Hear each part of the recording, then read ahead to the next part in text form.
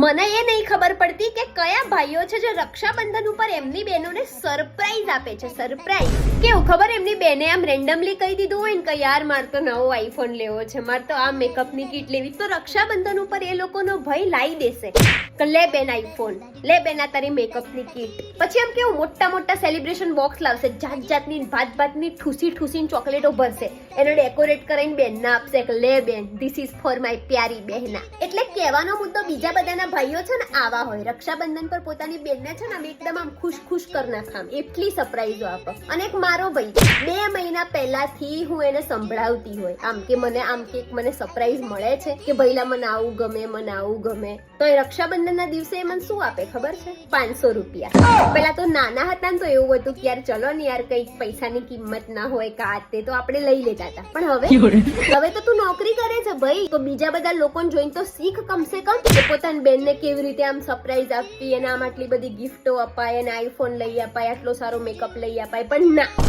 આપશે તો મને 500 રૂપિયા જ, એમાં 500 રૂપિયા પપ્પા પાસેથી માગીને આપશે. By the way happy Rakshabandhan એડવાન્સમાં.